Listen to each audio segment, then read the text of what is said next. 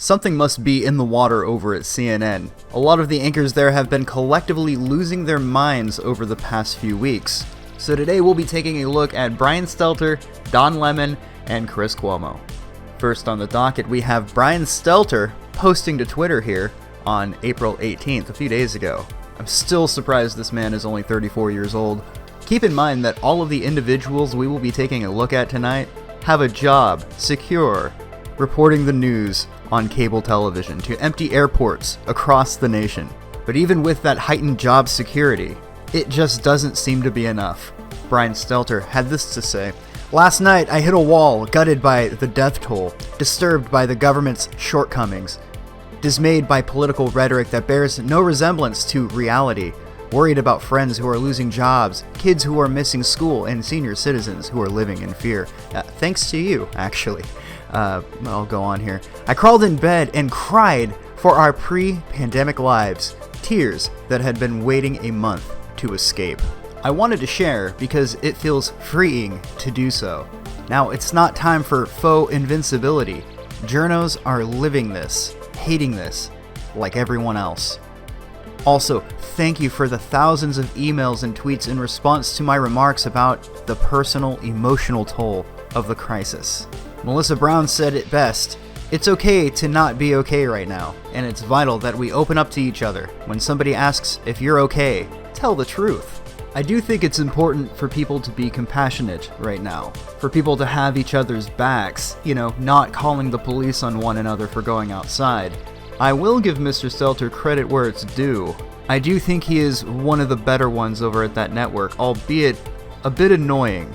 Admittedly, I can't stand the guy, but I've seen him consistently admit that he was wrong when the time came. I mean, maybe he doesn't understand how much of a hack he is, but we all have our shortcomings. What I do find worthy of commentary is how much more resilient the average person seems to be compared to all of the people working over at CNN.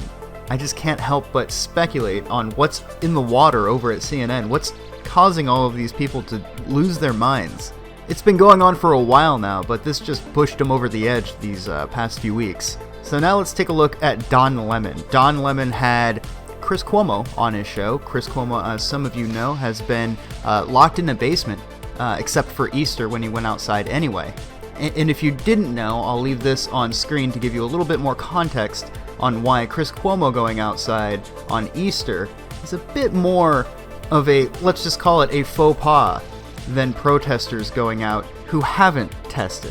Buses, and you're protesting against you're the people who are the healthcare workers who put their lives on the line every day because you want a haircut, you want to go play golf, you're concerned about, of course you're concerned about your business. Tell the president that. Strapped to your chest, saying, oh, you want to get, you're fighting against the people who are telling you to stay at home, trying to save your lives. You're upset with those people. In the meantime, there are people who are keeping your cities going, keeping your loved ones alive, and you want to get a haircut? Who the hell do you think you are?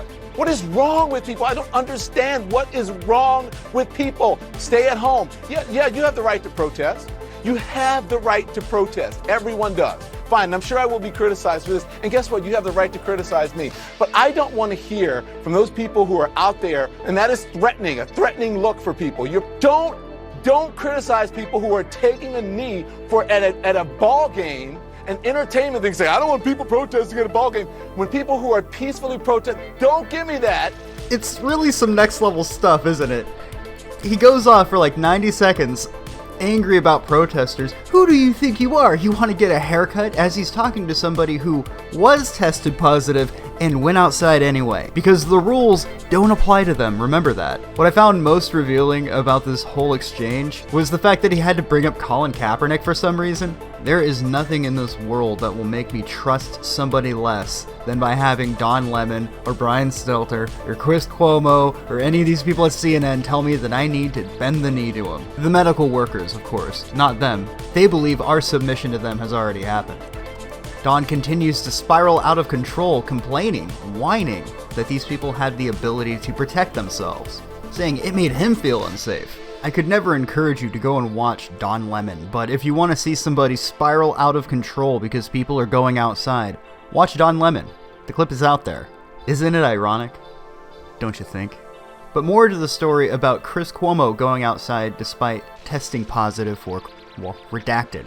To give you a bit of a summary, Chris Cuomo was seen on Easter with his family outside by a biker or a bicyclist.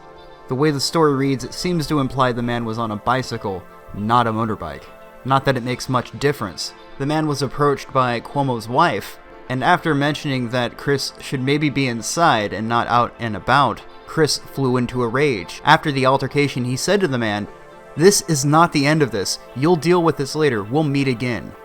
The man named David, the man named Chris, but he did not leave a last name, said that he had gotten, quote, huge pushback from East Hampton police when he tried to file a report on April 13th. He went on to say that they had a whole different attitude after media outlets all over the region reported on the CNN anchor's meltdown on the radio.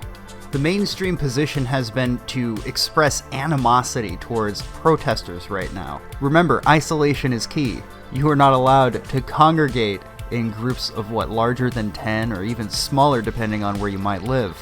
In order to showcase their virtue, these activists, who are very likely paid actors, I don't believe for a second that they're actual medical professionals, decided to block traffic in order to earn brownie points on social media. I can just see it off camera. There's a man saying, "Can I get my meds? I need my meds. I'm in a lot of pain.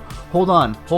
Once we're done making this dance video, okay, then we're gonna go get lunch, and then, well, on the way back there's a protest and we're gonna stop by and block off traffic for a while. And yeah, some people are probably trying to come to the hospital, at least if the problem's as bad as we're telling you it is, eh?" So they decided to block traffic. I was disappointed that no one took a knee. That would have been the perfect cherry on top. Look, I support everyone's right to protest and to assemble, but blocking traffic is not cool. No matter what side you might be on, blocking traffic makes you look awful. The average person is not going to see this and cheer them on. Now, I know the Twitter post has been going around. It has something like 750,000 likes. So there is a market for this type of virtue signaling.